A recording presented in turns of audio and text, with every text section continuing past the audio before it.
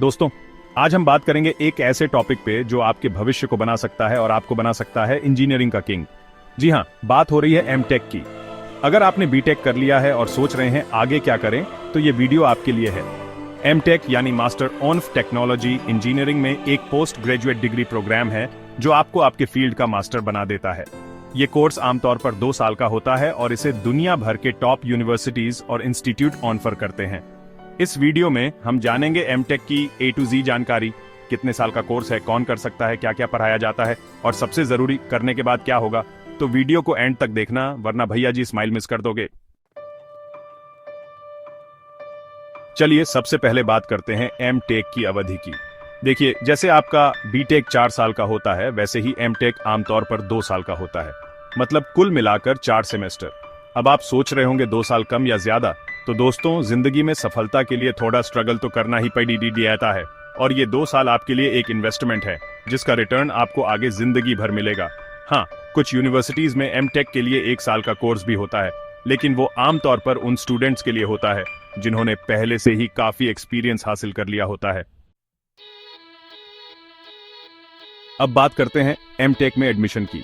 देखिए, हर किसी को तो एमटेक में एडमिशन नहीं मिल जाता। इसके लिए आपको कुछ खास क्वालिफिकेशन की जरूरत होती है।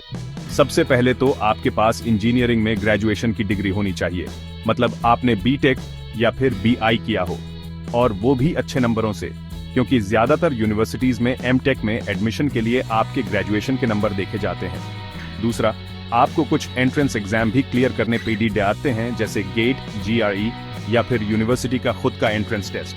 तो तैयारी शुरू कर दीजिए दोस्तों, क्योंकि कंपटीशन बहुत ज्यादा है। अब बात करते हैं एमटेक में स्पेशलाइजेशन की। देखिए, एमटेक में आप अपनी पसंद का फील्ड चुन सकते हैं जिसमें आप अपना करियर बनाना चाहते हैं। ये बिल्कुल ऐसा है जैसे आप एक थाली में से अपनी पसंद की चीजें चुन रहे हैं। कुछ पॉपुलर एमटेक स्पेशलाइजेशन हैं computer science and engineering, civil engineering, mechanical engineering, electrical engineering, electronics and communication engineering और इंफॉर्मेशन टेक्नोलॉजी। ये तो बस कुछ नाम है, इसके अलावा भी और भी बहुत सारे ऑप्शन हैं। तो सोच समझकर अपना फील्ड चुनिए, क्योंकि यही आपके करियर की दिशा तय करेगा। चैप्टर 4। चलिए अब बात करते हैं एमटेक के सिलेबस की। देखिए, एमटेक में आपको थ्योरी और प्रैक्टिकल दोनों तरह की नॉलेज दी जाती है, मतलब आपको किताबों का कीड़ा बनने की जरूरत नहीं है। यहाँ आपको फील्ड में उतरकर भी काम करना सिखाया जाता है। एमटेक के पहले साल में आपको ज्यादातर बेसिक कॉन्सेप्ट्स के बारे में पढ़ाया जाता है जो आपने अपने बीटेक में पा रखे होंगे, लेकिन यहाँ आपको उन कॉन्सेप्ट्स को और भी गहराई से समझाया जाता है। दूसरे साल में आपको स्पेशलाइजेशन के हिसाब से सब्जेक्ट चुनने का मौका मिलता है, और सबसे मजेदार बात यह है कि आपको अपना फाइनल ईयर प्रोजेक्ट या फिर थीसिस भी करना होता है, जिसमें आपको अपनी नॉलेज को अमल में लाने का मौका मिलता है। चैप्टर 5। अब बात करते हैं सबसे इंपॉर्टेंट चीज की, एमटेक के बाद क्या। देखिए दोस्तों, एमटेक करने के बाद आपके पास नौकरी के बहुत सारे ऑप्शन खुल जाते हैं। अगर आप पढ़ाई में ही इंटरेस्टेड हैं तो आप प्रोफेसर या फिर रिसर्चर बन सकते हैं, और तो और आप PhD भी कर सकते हैं और अपने फील्ड के एक्सपर्ट बन सकते हैं। अगर आप नौकरी करना चाहते हैं तो आप research and development, project management, design या फिर स्पेशलाइज्ड इंजीनियरिंग रोल में जॉब कर सकते हैं।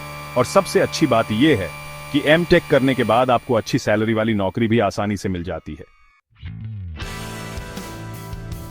चैप्टर 6।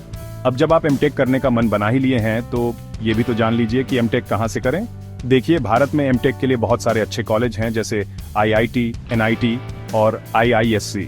अगर आप विदेश से एमटेक करना चाहते हैं तो MIT, स्टैनफोर्ड और ETH ज्यूरिख जैसे टॉप यूनिवर्सिटीज हैं जो एमटेक प्रोग्राम ऑफर करते हैं। लेकिन ध्यान रहे, इन कॉलेज में एडमिशन पाना आसान नहीं है। इसके लिए आपको कड़ी मेहनत करनी पड़ेगी और अपने आप को सबसे बेहतर साबित करना होगा।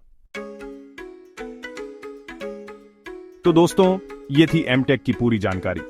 उम्मीद है कि आपको ये वीडियो पसंद आया होगा। अगर आपको एमटेक से रिलेटेड कोई भी सवाल है तो कमेंट सेक्शन में जरूर पूछें। और हाँ, अगर आप चाहते हैं कि मैं किसी खास स्पेशलाइजेशन या फिर किसी यूनिवर्सिटी के बारे में डिटेल में वीडियो बनाऊं तो वो भी मुझे कमेंट में बता सकते हैं। वीडियो देखने के लिए शुक्रिया और अपने दोस्तों के साथ भी शेयर करना मत भूलना।